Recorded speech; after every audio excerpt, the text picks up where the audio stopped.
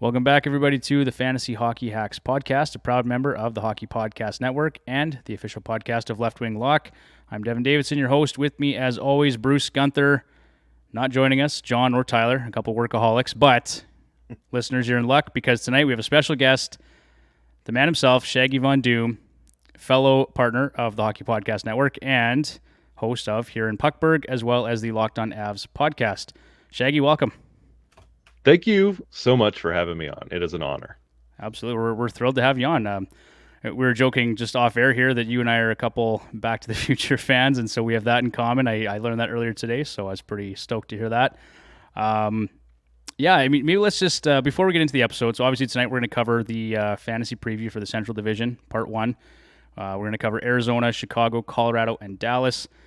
We'll go through John's list, sans John, of course, and headlines with the hacks. Those will be abbreviated segments tonight. But before we jump into that in the previews, I just wanted to give you a chance to tell us about yourself and tell us about Here in Puckberg. I loved. I've listened to it just a little bit, but the intro music, as someone, we're about the same vintage, right? So the music right away caught my attention. Love it. So anyway, tell us more. My story in a nutshell. I was born in Birmingham, Alabama, the hockey hotbed of the United States. Unless you're a Steve Durbano fan, that's going way back, like the 70s Birmingham Bulls. But no, I was born in Birmingham, Alabama, latched onto that fandom of 96 Colorado and followed them from there. And it's one of those in college football country, you have to defend that fandom. And I did that my entire life. And you mentioned I host Here in Puckberg, it's a podcast here on the Hockey Podcast Network where it's basically a hockey podcast turned backwards, where it doesn't matter what your story is with the game. I've had PHF athletes. I've had Ron Graves, father of Ryan Graves, Nice. defenseman for the Devils. It doesn't matter if you're a fan or if you've been in the game for 40 years. We sit down and talk about how you fell in love with the game, and we talk about the stories associated with it. Like you mentioned the theme song. It's Here in Puckberg. It's DuckTales theme. Like it's every episode is Saturday morning. It Yeah, comes out 7 o'clock on Saturday morning. It's your Saturday morning show. And it's nostalgic. And you hear that song, you immediately take it back to a moment. And the stories take you back to a moment that everyone has kind of experienced, whatever your experience with the game of hockey is. that's brilliant. I love that. I actually hadn't, made that connection necessarily, but hearing you explain it, I like it a lot more. So I'll be listening to it more and more. Trust me. I appreciate that. I know, Bruce, you're a big Darkwing Duck guy, if I am. recall correctly. Yeah, Let's Yes, get that- dangerous. Absolutely. there you go. Okay, well, before we venture too far, I should mention that this episode is brought to you by Pro Hockey Life, the ultimate hockey megastore. Be sure to check out the link in our show notes if you are interested. Shaggy, we do John's list every week. Usually John's here to help us out with it. I'm not sure if you listened to any episodes yet, but it's essentially John's shit list of players past and present. Sometimes it's not even necessarily a player, but just a topic. And so this week, we're going to get a little bit on the downer side here, I guess. But the list this week is cancer, and we're saying that because the hockey world lost little Ben Stelter this week. As someone I know you're a dad, Shaggy. Yeah. Bruce is a dad. I've got 2 kids. I've got a son who's 5. For me, this was tough for everybody. It was just tough. It's just a really tragic story. It's sad. You never like to hear things like that, especially with kids so young, right? So, yeah. And like to piggyback off that, like one of my children that I have a 10-year-old with Down syndrome. So anytime you hear of a child struggling, it really hits home with me. So when you heard of Ben and his story and the inspiration that led the Oilers through the playoffs, like it was a really good story. And the legacy of Ben is one of those that will be talked about for years to come. And to know that someone of that age had such a lasting impact on the game of hockey, that speaks a lot to Ben and his character. And our thoughts and prayers are to the family. Absolutely. Yeah, I should have mentioned that. Obviously, that's heartbreaking for them, and our thoughts go out to them. No question. So we won't linger on that, but I had to mention it. Obviously, it was a big story, and obviously, as Oilers fans, we were following it closely. All right, Bruce, let's move on to headlines with the Hacks. We have fun at this. So, obviously, if you're a fan of the show, you've listened before, you know that we are the official podcast of Left Wing Lock. Right now, Mike and the team over at Left Wing has their draft kits available. We're actually doing a giveaway right now. If you want to win a draft kit, go to our Twitter account at FH Hacks or Instagram, Fantasy Hockey Hacks. There's a fun contest there. You have to name the player. We kind of have them masked out, and based on some IPP information, you have to tell us who it is. You can still enter until Thursday, so we're going to release the winner on Thursday. Be sure to check that out. And without any further ado, let's talk about the news this week. So Martin Nietzsche signed a 2-year, $6 million contract extension to stay with the Carolina Hurricanes, which ties in nicely with the next bit of news, which is Max Pacioretty underwent surgery to repair a torn Achilles. Expected recovery time is approximately 6 months, but obviously with these Achilles injuries, we know that players generally don't come back the same. The one that comes to my mind immediately is Erik Karlsson. Yeah. Just never was the same player again. And Max Pacioretty at his age, is he turning 34 this year? Or is he 34? He's somewhere in that range, I think. Anyway, he might not be back until February, March. They may hold him out until the playoffs if it's really lingering, right? So, from a fantasy perspective, Shaggy, like, is this a guy? I'm assuming you play a bit of fantasy, or you know a little bit about the topic. Oh yeah, absolutely. Is he a guy that you're looking at drafting this fall, or are you just kind of staying away from Max Pacioretty? Oh, I'm definitely staying away because he was kind of slow at the end of last year as well. And this is not something you just immediately heal from. Like you have to relearn a lot when it comes to hockey. So I'm definitely staying away from this for at least the entire season. Honestly, even if he comes back, I still don't think I could trust that Achilles through a season. That's fair. Yeah. Tough, too, because I think a lot of us were excited when we heard he went to Carolina. Mhm. I mean, I think his fantasy value took a bit of a bump there playing with Brent Burns. I'm sure the Hurricanes are crushed, right? Like, that was a big acquisition in the offseason for them.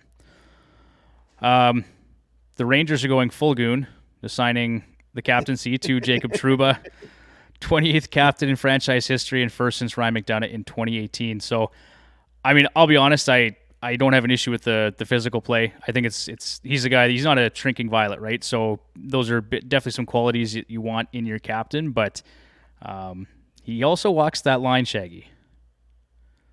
He was a menace to the Avalanche on their cup run.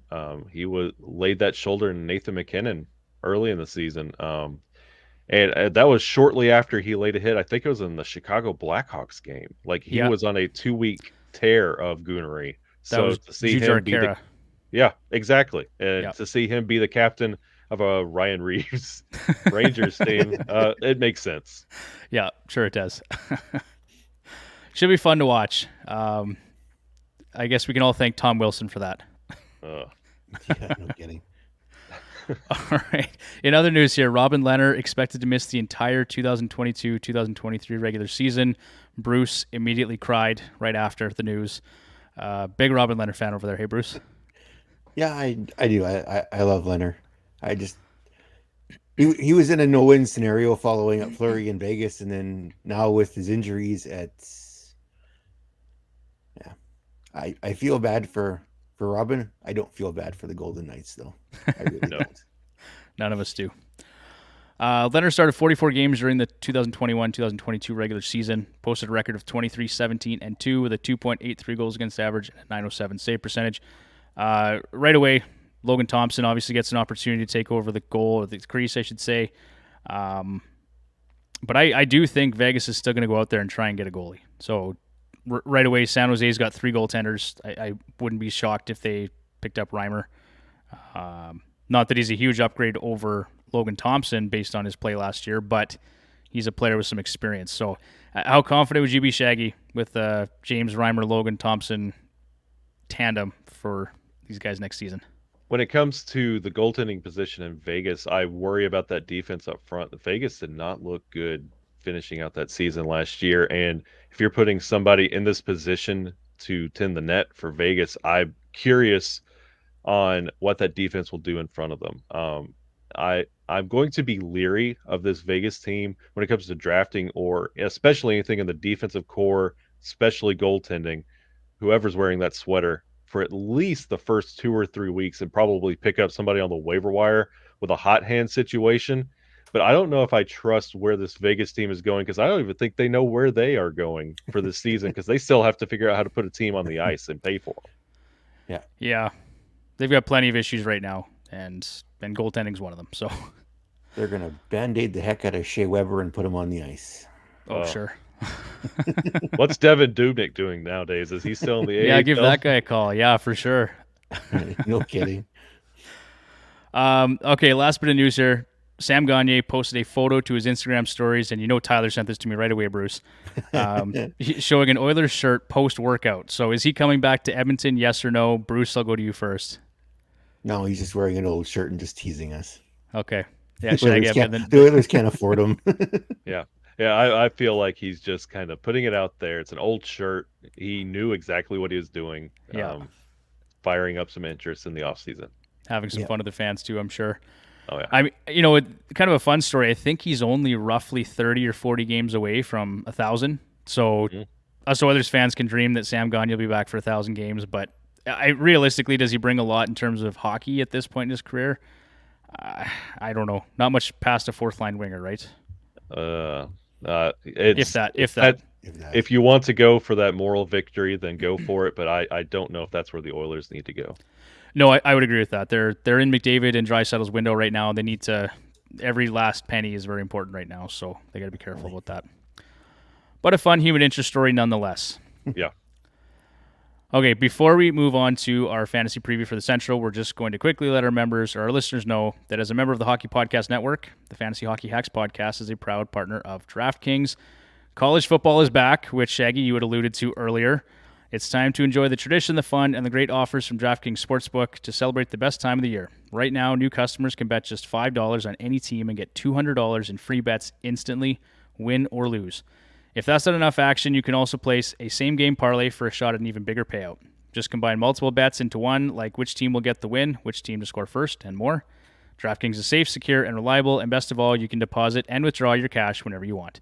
Download the DraftKings Sportsbook app now. Use promo code THPN. Bet just $5 on college football and get $200 in free bets instantly. That's code THPN. Only a DraftKings Sportsbook. 21 plus in most eligible states, but age varies by jurisdiction. Eligibility restrictions apply. See DraftKings.com/sportsbook for terms and resources. If you have a gambling problem, we have resources here available in our show notes. Be sure to check them out. And with that, let's move on to our preview, because I know that's kind of what everyone came here for. So we're going to start with our vegetables first, Bruce, like we do usually. We got a couple duds here in the Central in part one. My apologies, Shaggy, but Arizona and Chicago, we're going to have to beat those to death. We'll kick it off here with the Arizona Coyotes. So last season, 25, 50, and 7. They were 8th in the Central. Goals for 2.51, which is 32nd in the league, dead last. 3.77 goals against, which is 30th. All of their metrics were just awful. Possession numbers, Corsi for was 44%. Goals for was 41.53. The power play was 30th. The PK was 28th. It was just a mess all around. Ironically enough, one of the few teams in the league with a winning record against the Stanley Cup champion Colorado Avalanche. Yeah. I think, and Tyler would tell you this if you were here, it's just a case of the Avalanche playing down to their competition and Arizona playing up, right? Yep, absolutely. Just totally a psychology thing. We, as Oilers fans, we saw it lots over the years when our team was terrible. The Arizona Coyotes have 12 back-to-back sets this season, tied for 5th fewest with Florida, Minnesota, New Jersey, Nashville, and Ottawa. 39% of their games are played on light days. That's days where fewer than 50% of teams are in action. Very few key additions. They have picked up Zach Kassian in a trade with Edmonton. Nick Bjugstad was a UFA. Troy Stetcher was a UFA. And key departure, Phil Kessel is a UFA still. So, Shaggy, I guess I'll ask you right away. Phil Kessel, where do you see a fit for him this season? Honestly, you would see this kind of playing out, maybe returning to Arizona. Like, if nobody has picked up Kessel now, who's going to wake up tomorrow and say, oh, Kessel's still available? He's been available. This feels like he's just going to either circle the wagon and come back to Arizona, maybe one more run in Pittsburgh, depending on how they look. But this feels like he's tested the market and he's coming back.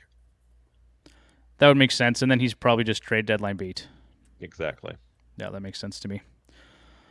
Okay, top fantasy targets for the Arizona Coyotes. We're going to start off with Clayton Keller. Right now, his preseason rank in Yahoo is 125. Points prediction, 29 goals, 72 points. Shaggy, we like to play a little game over-under. So are you taking the over-under on 29 goals and 72 points for Keller next season? I feel like that's almost dead on. I would go over. I feel like he's going to be your lone source of production for this Arizona Coyotes team next year. I would second that with maybe some potential for Nick Schmaltz if he can stay healthy, but I'm not sold on him either. Bruce, what's your thoughts on Keller? Do you like the over-under on him? I'm going under. I find it hard to say anything positive about Arizona. That is fair. I'll just a couple of points here on Keller. His individual shooting percentage last season was just about 16%, so that was up from his 3-year average. And then his team's even strength shooting percentage, just about 13% for him. So that was his highest since his rookie season. Obviously, some room for regression there back to the mean. I think we can expect a bit of a pullback from Keller based on what we saw from him last season. But yeah, I'd say he'll be close.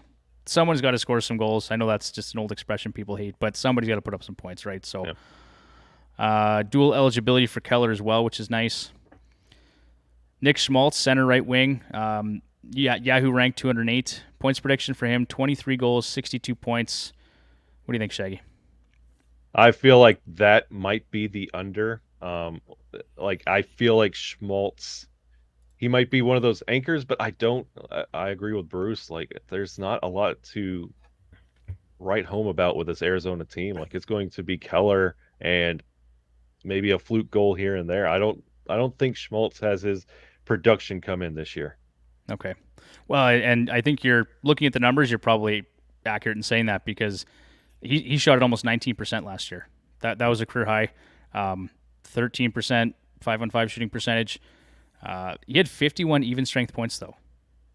So that's just something to note. I mean, that's pretty good production from a guy who spent his season in Arizona.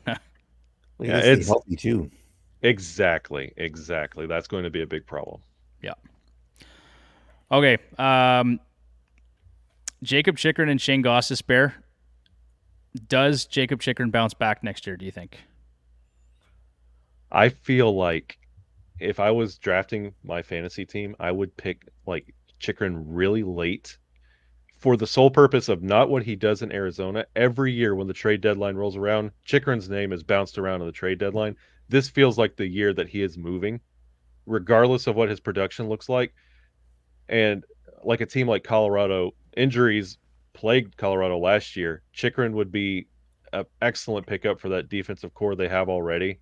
If they have that same injury bug hit them again next year, pick up Chychrun. Contract's not that bad. Put him on your team, and then I'm drafting him for what he does, not in Arizona where he goes at the trade deadline. I like that. And if he doesn't produce throughout the regular season, the acquisition cost is lower. And if you're a contender like the Avalanche, that's great, right? Just a couple points on him right now. His ADP or his Yahoo preseason rank is 190. His individual shooting percentage last year, 5%. That was his lowest since 2018, 2019. He's still getting the shot volume, though, over 3 shots a game the past 2 seasons, so that's some good things there from him. And then his 5-on-5 or his team's even strength shooting percentage suggests that we could see some regression there as well. So I've got him predicted for 17 goals and 42 points. Does that feel realistic? Bruce, I'll go to you first. I guess it depends on where he's going to play. If he's going to keep his same role that he did last year with Arizona, he won't get there. Gostisbehere's guy, if Gostisbehere gets PP1 and that, Chychrun won't even come close. If the roles are reversed, then you'll see the point totals reverse. But as long as Gostisbehere's got power play 1, Chychrun's not going to get anywhere near his point total. I wouldn't be shocked to see Ghost on the first power play unit again. But would that surprise anybody? No, I won't either. No, not me. So we'll see how it goes, I guess. They may rotate them in. Do you think that maybe they go with 2 guys on the power play? Is that possible? They might. Not many teams do it, right? Like, it's pretty rare, but... Especially in that central. Yeah. Does Arizona have good enough forwards to put on 1 power play unit? They may have to go 2 defensemen. They may have to go 2 defensemen. That's a good point, Bruce.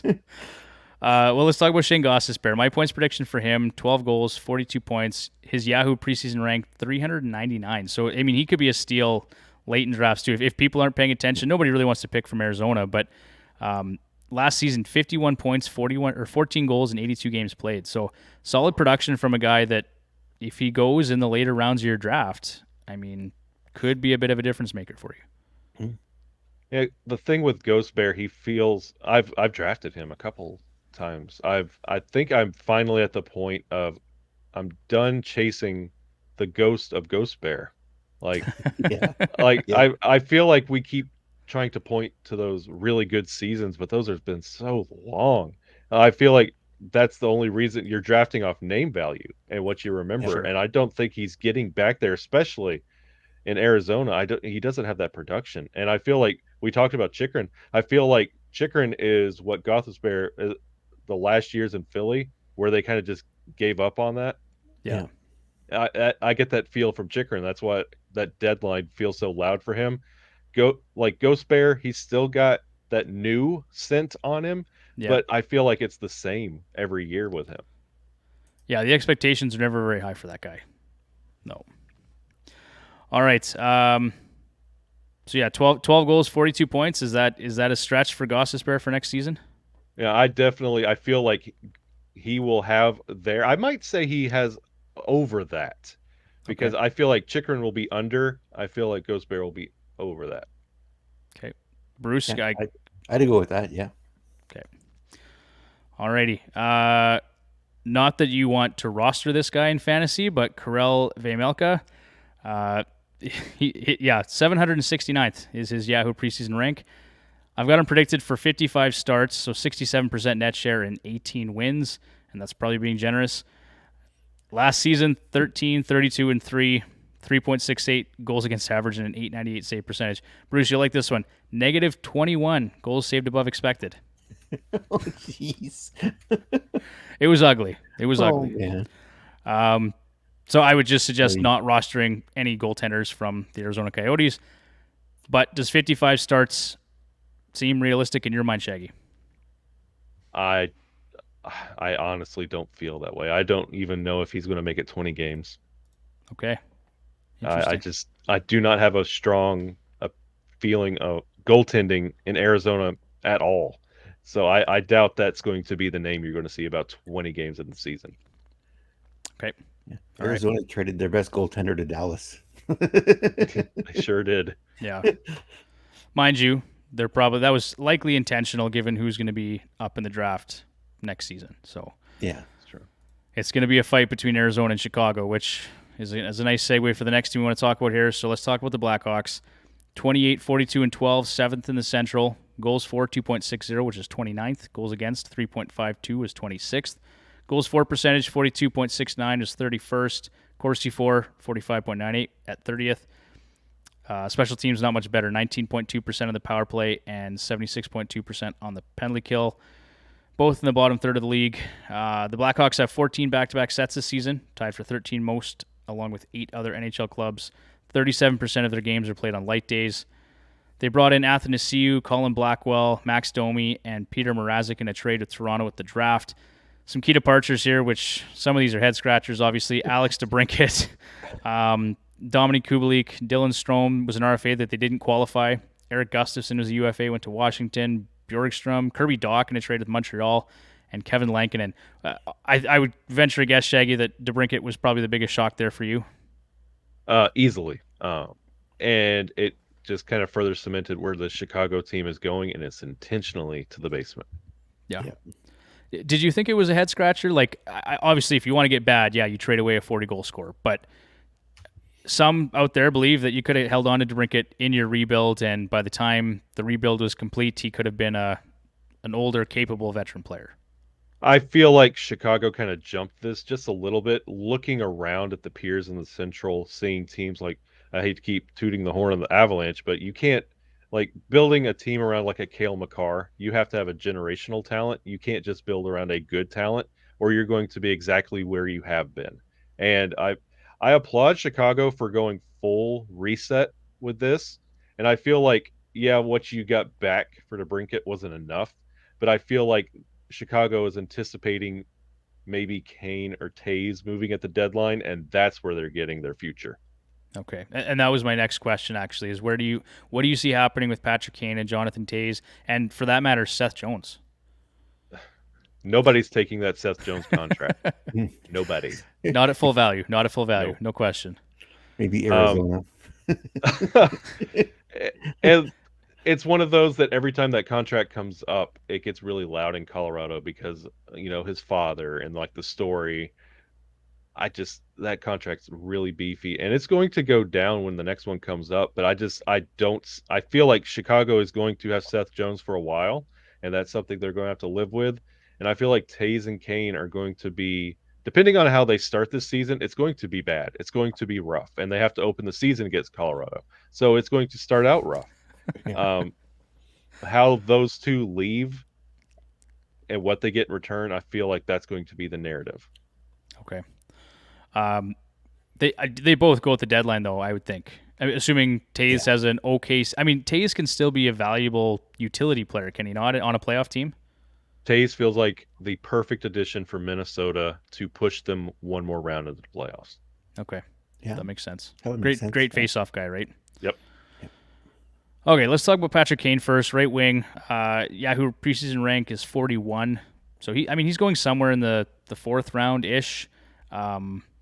Seems like value. I know it's going to be bad next year in Chicago, but that seems like good value on a player like Patrick Kane, who over the past 3 seasons has averaged 97 points and 30 goals.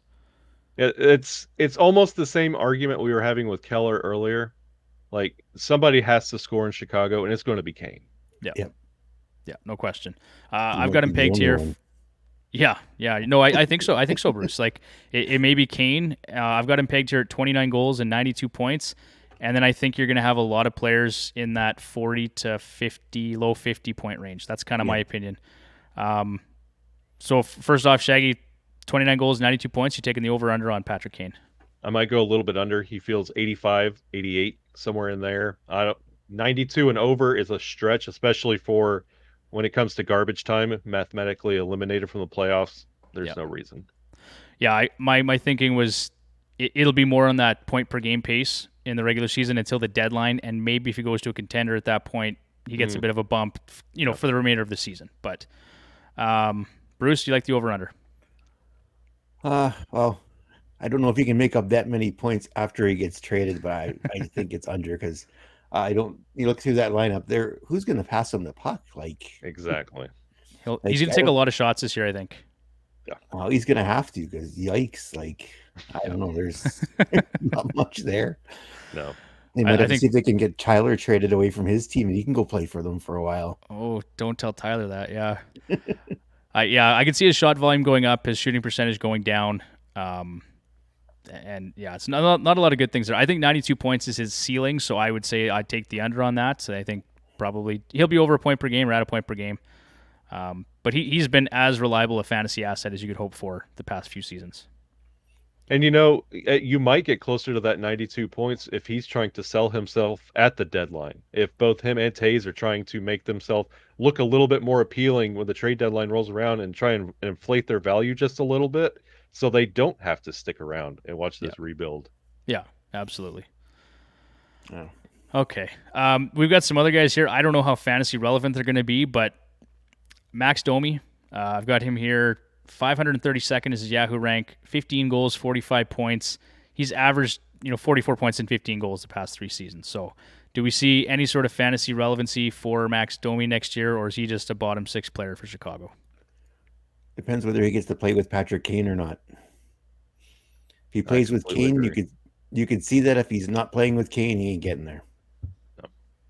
Absolutely. He's going to be the shiny name on every free agent list when you're doing fantasy draft. He's going to be right there at the top, and you want to take him, but you shouldn't. Every deep sleeper list, he's going to be on there, and you should just probably avoid him. Yep. Okay, that's fair. Yeah, I would take the under on this one myself. I'm assuming I can say the same for the two of you. Okay. One intriguing name is actually Andreas Athanasiou. His 3-year average is 41 points and 20 goals. I think in terms of goal scoring, that's a guy, Bruce, that he's got speed to burn. Maybe he plays on that top line on the left side, Kane on the right, and then whoever in the center. That just seems like a logical move to me. 685th is his preseason Yahoo rank. I've got him at 23 goals and 46 points. Bruce, do you like the over or the under?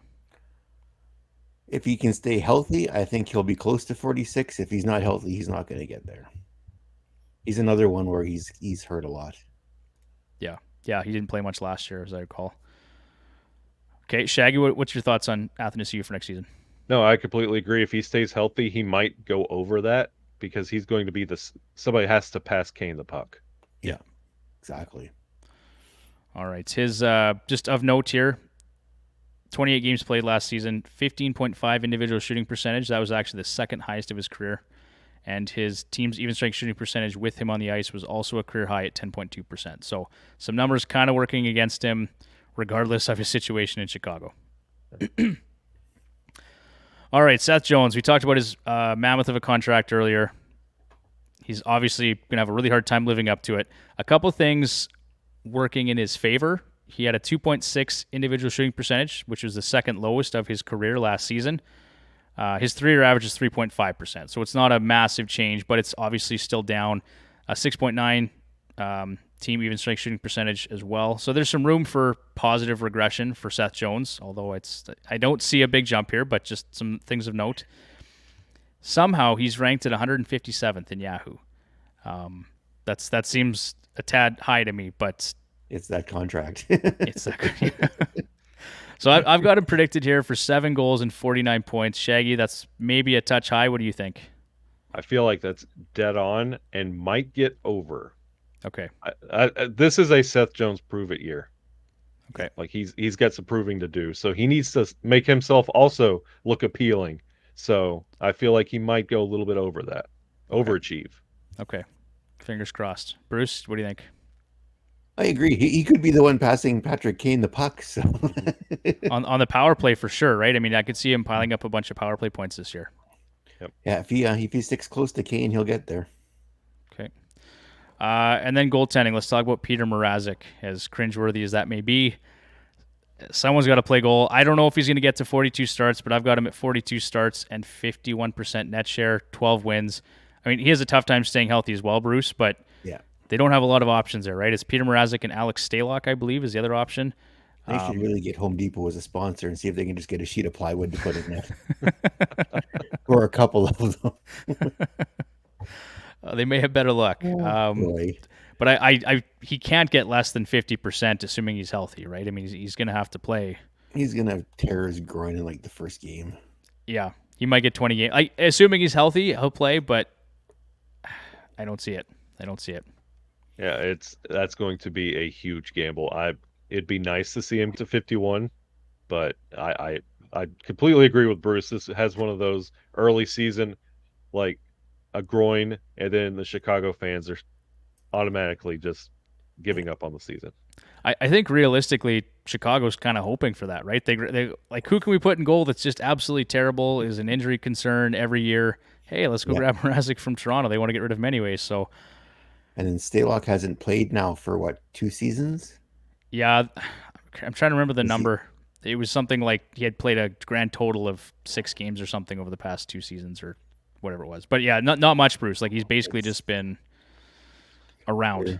Throwing those 2 goaltenders to the wolves, literally. Yeah. I would stay away from Chicago goaltending if you're putting a team together. Yeah, in terms of fantasy, just don't even go there. Don't do it. All right, Shaggy, probably the moment you've been waiting for. Let's talk about your beloved Colorado Avalanche. I'm not going to tell you anything here you don't know, but they were 56, 19, and 7, which is first in the Central last season. Goals for, they were 4th at 3.76. Goals against, 2.83, which was 9th. Goals for percentage was 56.41, 5th overall. Corsi for, 52.86, which is 7th. And then their special teams, top 10 for the power play at 24%, and top 15 on the penalty kill at 79.7. They've got 13 back-to-back sets this season. That's 4th most amongst teams in the NHL, and 38% of their games are played on light days. The only acquisition really that we have to speak of at the moment is Alexandre Georgiev. That one, to me, I want to hear your take on this. Alexandre Georgiev, I found it very interesting that Joe Sakic said they acquired him with the intention that he would be their starter. I was just as shocked. If you've listened to anything I've said about the Avalanche over the past couple of years, I have been a Pavel Francouz fan. Even when he almost took the job from Philip Grubauer when he was here. When they let Darcy Kemper walk, it had that feeling like finally Pavel Francouz is getting the chance to take this job. So, of course, when Darcy Kemper became a Capital, I started celebrating, only to hear on Joe Sakic on draft night say, "Oh no, we brought him in with the intention of him being the number one."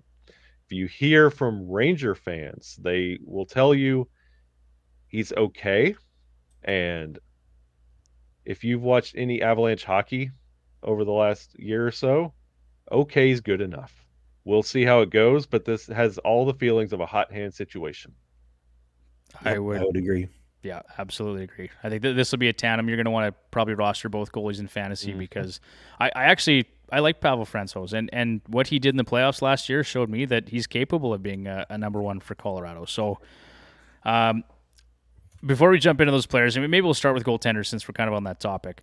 A couple guys that key departures: Andre Burakovsky, Nazem Kadri still to be determined, and Darcy Kemper, as you just mentioned, going to Washington. So, how big of a loss was Burakovsky in your mind for this team? Not at all. Okay. I feel like to make a baseball reference, like the Rick Keel, where he got the yips and had to literally leave pitching to go center field. That's the same for Burakovsky. He got in his head. It was one of those, every time you heard his name, it was Burakovsky shoots it wide. He literally had to talk to a therapist about getting out of his head to get his shot back. We know it was one of those, like we talked about Gothspierre, like chasing that notion. I felt like the Avalanche were doing that for a while, and when that contract was up, the Avalanche were done with the Burakovsky experience. Like we seen all we're going to get out of Burakovsky. It's not going to get any better, and maybe Seattle will be a little bit better. There's not that much pressure. You know what you're doing there. Maybe he has his kind of like second life at a career in Seattle, but I feel like both sides were mutually done with that. The pressure for playing with the Avalanche and the Avalanche having to deal with just never hitting the net. Okay, that's fair.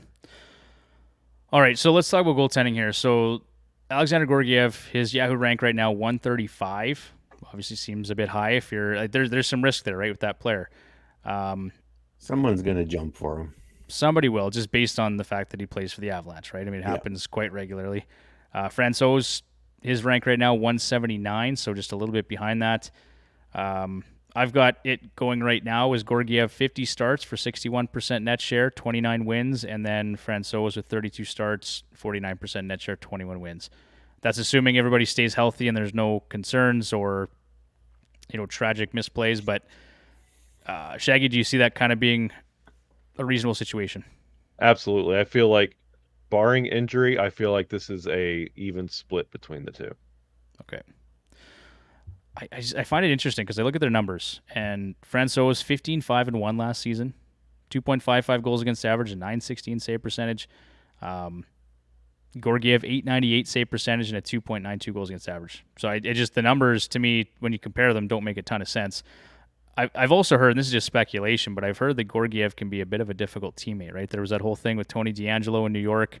I don't think it was all on DeAngelo from what I've heard and read. So I'm curious to see how this whole thing plays out with Georgiev.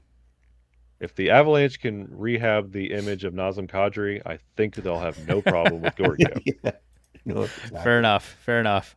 You know what? I'll be honest. The Avs kind of turned me into a bit of a Kadri fan. Like I love. He's such a cool story.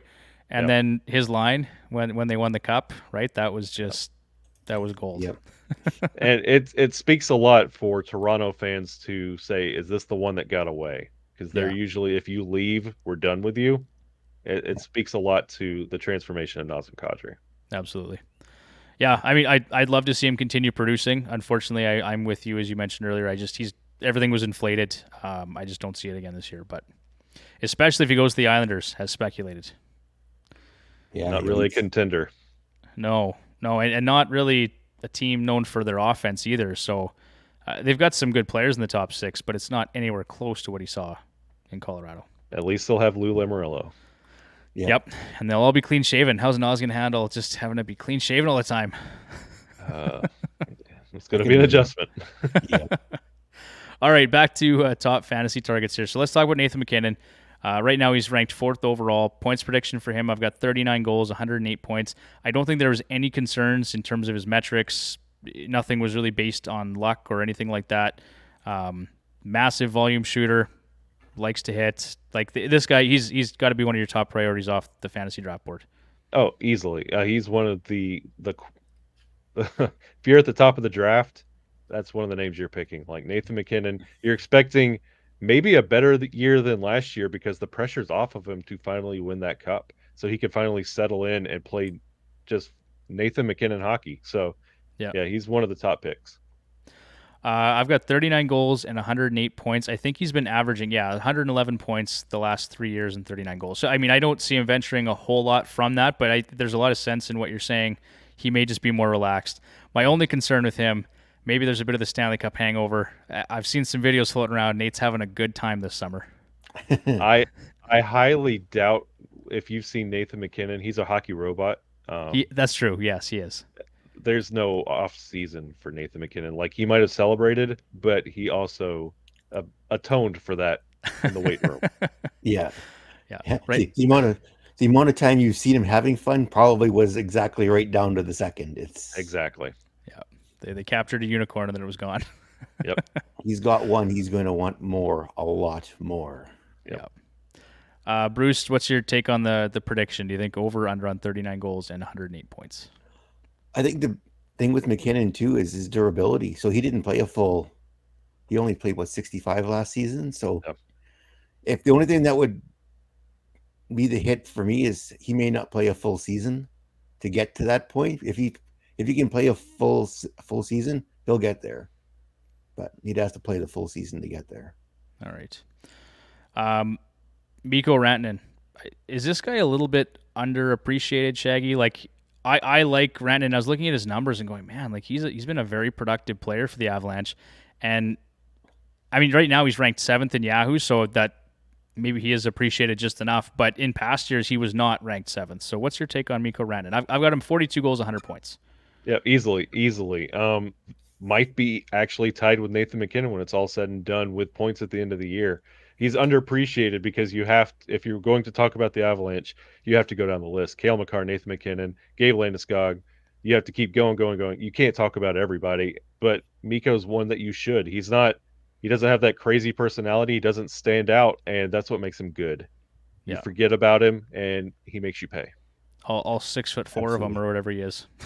Yeah, they call him a moose for a reason. Yeah, he's a big dude. 3-year average for him, 96 points, 41 goals. One thing I noticed, his IPP was down under 58% last season. His average over the past 4 seasons has been around 70%. So I think just based on that alone, we should see, even if it's just secondary assists, we should see some points come up for him next season. A guy I'd probably look at, especially the right wing position. There's a lot of guys to talk about in Colorado. Gabriel Landeskog had a really nice year last year, 59 points, 30 goals in 51 games played, 20% shooting. 20% was a career high for him last year. His career average is 12.2%, so we could see some regression that way, I would guess. I've got him at 33 goals and 82 points. He's ranked 29th in Yahoo. What do you see happening for Landeskog next season? I would see a little bit of a step back in regression. If Landeskog stayed healthy last year, it would have been the best year in his career, the way he was on track for, easily.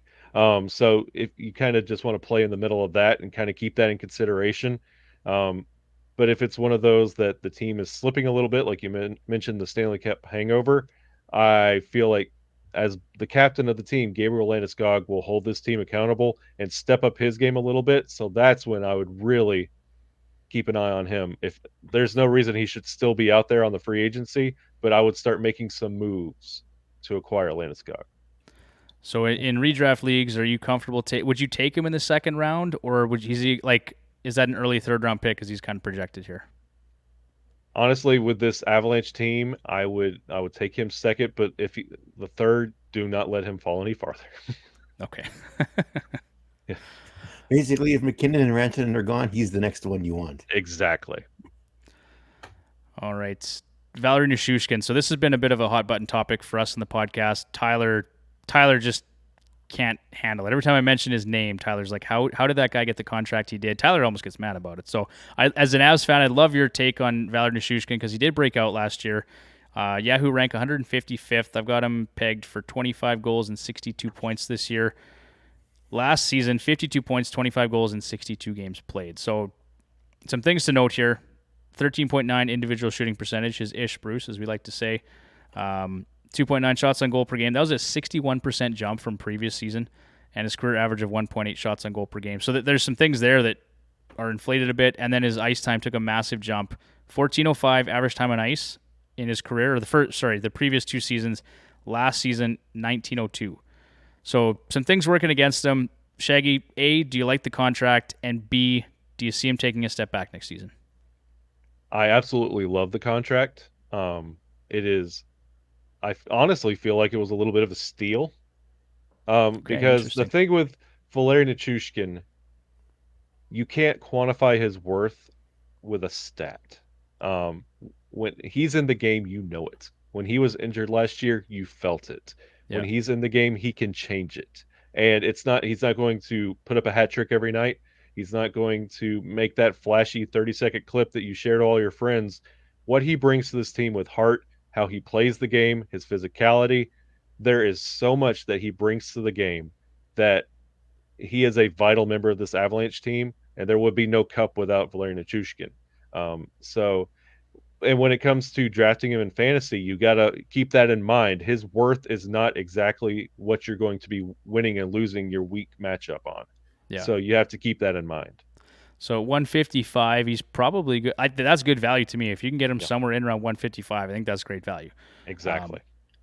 I would agree with you. Like I remember watching him a few different times last year. Obviously, the Oilers played the Avs in the Western Conference Final. Even in the regular season, though, every time they played the Avs, Nishushkin seemed to be a factor. Like he was just around the puck a lot. I think he scored a few, like 2 goals a couple times against the Oilers this past season. Another big body, right? 6'4", can skate, like valuable player. But so I try to make these points with Tyler. He's just not having it. He does. He just won't buy the contract. But the other thing too is as the cap goes up in the next couple of years, that contract's going to look better. Yeah, absolutely. Okay, Cale Makar. How do you feel about him being ranked inside the top 5 in most draft lists by Yahoo? I'm not arguing against that. It's just we haven't seen a defenseman inside the top 5 for a very long time. There's a reason that when you talk about Cale Makar, you can't equate him to his peers. You equate him to a legend. That speaks to the quality of player that he is. You can't say, well, he plays just like. No, you're talking about Bobby Orr. You're talking about the greats, the Hall of Famers. And honestly, there is a small vocal members of the Avalanche fan base that might start putting Makar above McKinnon when it comes to importance on this team. We were doing that a few episodes ago, Shaggy. I think So even in the playoffs, like in our mind, and this is as outsiders, right? We're not Avs fans. We don't watch all the games, but watching him through the playoffs, in my mind, it's no question Cale Makar is the best player on that team. and it has a lot to do when we were talking about Mikko Rantanen and his numbers, and you're talking about some things being down. Cale Makar is going through the roof. There's only one puck on the ice and so many secondary assists you can dish out. Cale Makar is starting to really get confident in his game, and he's physical too. So Mm-hmm. there's not really a way you can handle Cale Makar. This should be one of your. If you can't get Nathan McKinnon, get Cale Makar. Yeah, last year, Bruce, I was able to get him. I think at the turn, I was in our one Yahoo league. I was picking 12th and then 13th, and I took think Barkov and then Cale Makar at 13, and so even that felt like good value at 13. But now you got to go inside the top 5 if you want him this year. Easily. It's kind of crazy. Points prediction: I've got him for 25 goals and 87 points. I could see the over. I wouldn't be shocked if he had a 90-point season or a 96-point season like Roman Josi did this past year. Shaggy, you're nodding in approval? Absolutely. We have gone from best defenseman to potential Hart every year now for Cale Makar. Yeah, we as Oilers fans, we like to call him the Connor McDavid on defense. Mm-hmm. Yes.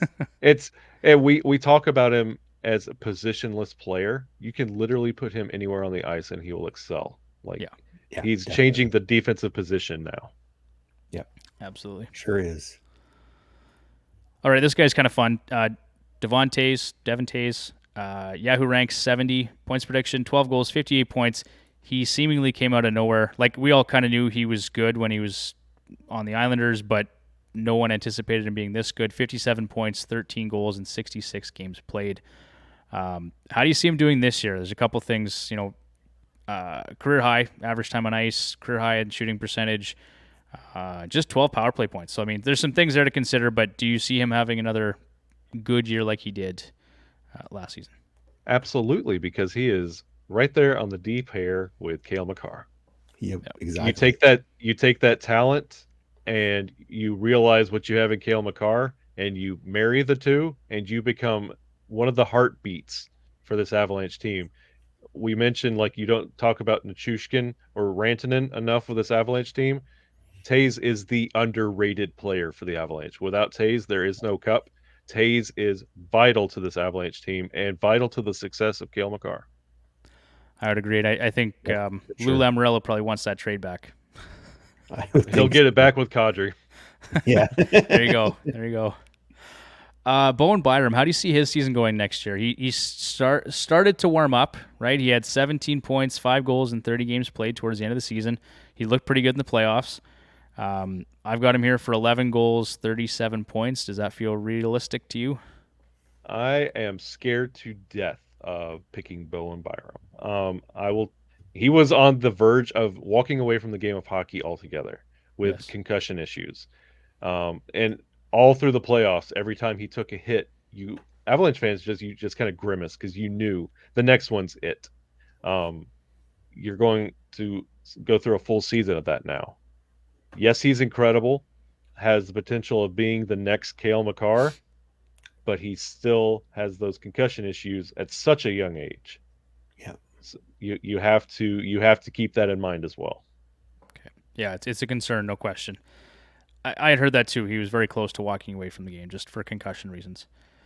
And that's scary, right? You have to make a decision at a certain point. Yep. Bruce, what's your take on it? 11 goals, 37 points? Do you like the over or under?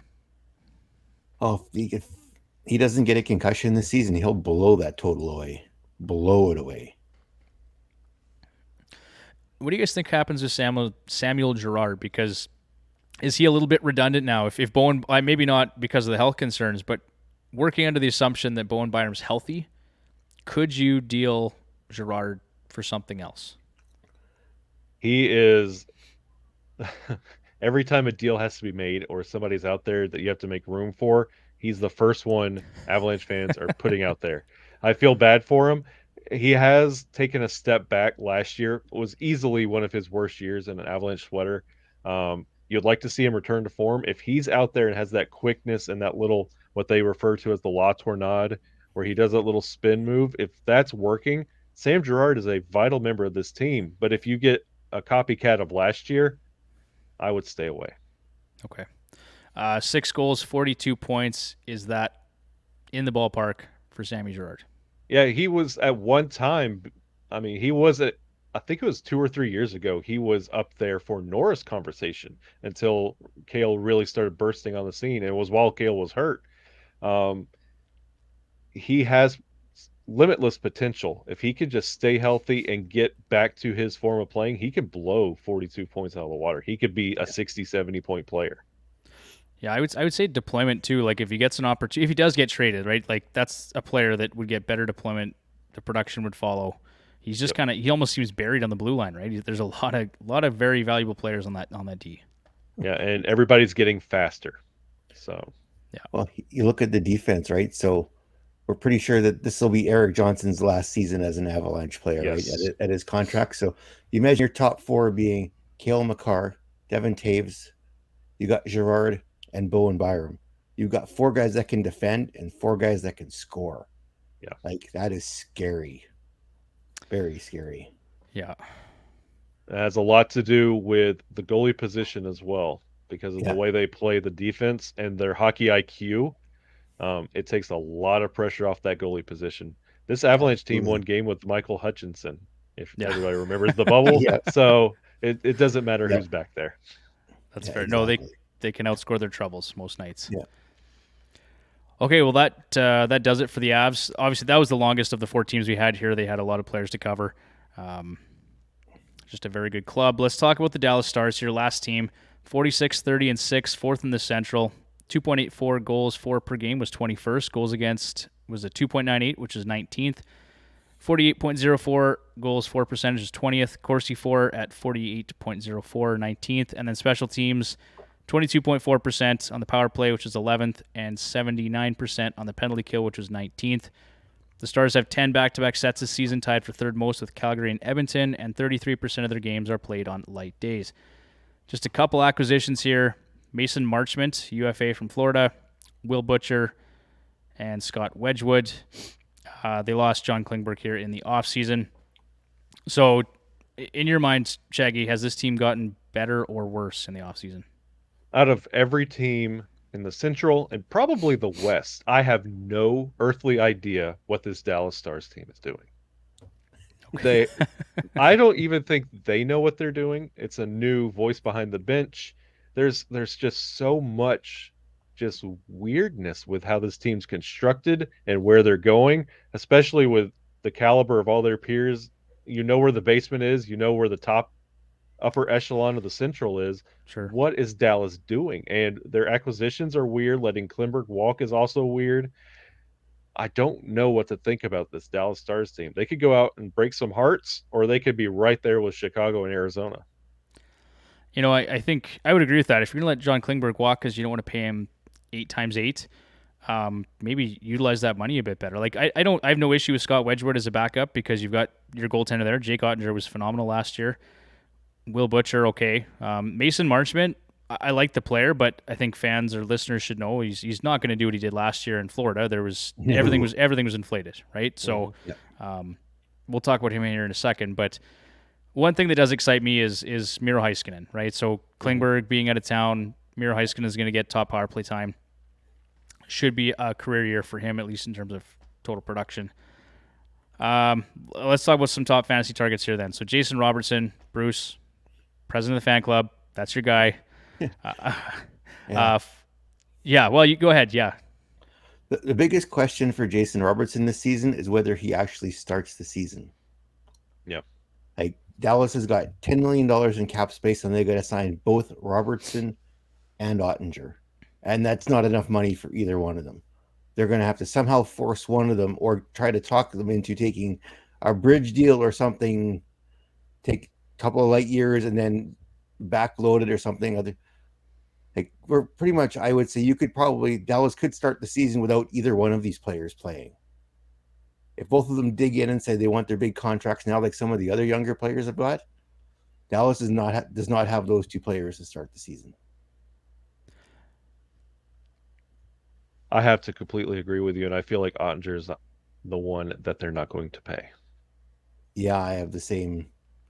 Yeah, even though after what he managed, his performance there against Calgary in the playoffs, his sample size is considerably smaller than Robertson. So Robertson's produced now for 2 seasons in a row. So yeah, I would agree he'll be the one that gets paid, and Ottinger will be the odd man out. I think teams are kind of just done overpaying for goaltenders. Like you look at Bobrovsky. Look at Bobrovsky, right? Look at Carey Price, right? Look at there's a number of names out there where they've overpaid for those goaltenders, and you're not getting the value from them. Jack Campbell in Toronto, right? So Edmonton was fortunate that, and hopefully we get Jack Campbell of the first half of the season, but Toronto didn't want to pay him. He was looking for $5 or $6 million. They're not going to pay him that. So it's why incredible goalies like Gibson and Quick are still where they are instead of that one little piece for another team. Like those are also inflated contracts, and those are the last of the dying breed when it comes to goalies. Yeah, for sure. Okay, so Jason Robertson, Bruce, 42 in Yahoo's preseason rank, points prediction, 38 goals and 82 points. I see him as a point per game player next year. Do you like the over Absolutely. or the under? You know what? I'm going to take the over, providing he is signed and he's ready for game one. I'll take the over. Okay, Shaggy? I completely agree. If he's there, Yeah, I will too. I would never speak ill of Bruce's boy, Jason Robertson. Joe Pavelski, the ageless wonder, his Yahoo rank 92nd. Shaggy, I'm sensing some hostility towards Joe Pavelski. unless he's a member of your team, I think everybody just dislikes Pavelski. Like he's just annoying, absolutely annoying. So yeah, I'm at least Dallas has him. There you go. John can't handle him either. Actually, Joe Pavelski is on John's list. So I've got him here for 29 goals and 75 points. He just seems to. I don't know if he'll be a point per game player, but he's going to be close again, I think. Yeah. One reason being is Pete DeBoer and his power play scheme. He likes to generate shots from the point. That's music to Joe Pavelski's ears because he can tip pucks all day long, right? So redirects, rebounds, tips. He's all over it. Yeah, I agree with that 75. Maybe a little bit under. He might go like 3 or 4 games without tallying anything, but he'll just live down there in the slot and deflect whatever you throw at him. Yep. Exactly. I know Joe is also our friend Mike McLaughlin from Left Wing Lock. Joe is the bane of his existence because he has such a hard time predicting his point totals every year. So anyway, there you go, Kate. We'll go with that. Rupe Hintz, interesting player. Again, Bruce, this fits with your if he's healthy, he'll reach that point total. This seems to be a concern with Hintz every year. So Yahoo rank 128. I've got him at 33 goals and 74 points. Do you like the over or the under? If you can stay healthy, I think you're bang on. Okay. Shaggy? That's bang on or under depending on where this team's sitting. Yeah. All right. What do we make of guys like Tyler Seguin and Jamie Benn for next year? I mean, they're kind of. I don't know what to make of these guys anymore. Jamie Benn to me is a streamer, probably at best. Tyler Seguin, does he have a bounce back year? A couple things I'll mention here: 6.5% on the team even strike shooting percentage, and his IPP at 60.5% was a career low last season. So potential for a bit of a bounce back there, but I'm not really expecting that from him. 23 goals, 54 points is my prediction for him. Depends how he feels and where they play him in the lineup. Is he totally over his injury now? He's because he did play better at the end of the season than he did at the beginning of the season. Yep. So if he's feeling better from his injury, and the other thing is placement, right? He played anywhere from the first line to the fourth line last year. So it depends where they're going to play him. New coach this year too, right? And if I think DeBoer likes veteran players. I could be wrong, but I see him in the top 6 this year somehow. I don't know. I don't think they have him on the third line, but so if he plays in the top 6, he'll get close to 54 points. But if they don't play him in the top 6, I don't think he gets there. Okay, Shaggy, what's your assessment here? Sagan and Ben. It's Kane and Taze, but in green.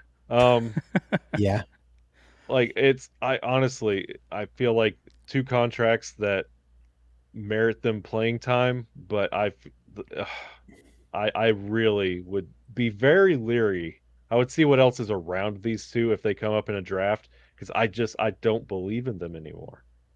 I would agree with that. Yeah, completely. Yeah. All right, Mason Marchment. Let's talk about him a little bit more. So, first up, his Yahoo rank 290th. My points prediction for him: 20 goals and 55 points. Last season, he had 47 points and 18 goals. I don't have the game total here, but shot volume jumped from 1.5 shots on goal per game in 2020, 2021 to 2.2 last season. 14.9 individual shooting percentage was significantly higher than the year prior, where he was 4%, which holy-ish. Yeah, holy-ish, Bruce. 12.1 team even strength shooting percentage was up from 7.6% in the year previous, and his Corsi numbers were good. Strong possession numbers at 60.5 Corsi for percentage. So, we already talked about it a bit, Shaggy. We're kind of expecting a bit of a step back, but 20 goals and 55 points, does that seem achievable for Mason Marchment in Dallas? Yes, I feel like everybody's going to be kind of graded on depending on where they're sitting and how this whole team blends. Sure. When it comes to like trade deadline and what they're deciding, they're going with their future. I feel like 55, I don't feel like he's going to go over that. So I'd say 55 or under. Okay. Bruce? I'd agree. I think it depends too on whether he plays on the same line as Robertson or not. Mm-hmm. He Yeah, if he plays gets at that the same. opportunity. Yeah, Okay. I would agree with that, Bruce.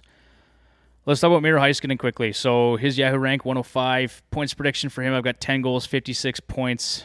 Last season, 36 points, 5 goals. His 3-year average is 42 points and 9 goals. Bruce, I'll start with you. Do you like 10 goals and 56 points for Miro Heiskanen? I think he's got potential to be higher than that, especially if you got Pavelski tipping pucks in front of the net. I think his goal total might be slightly higher, but his assist total could be higher depending on what Pavelski's doing in front of the net. Yeah.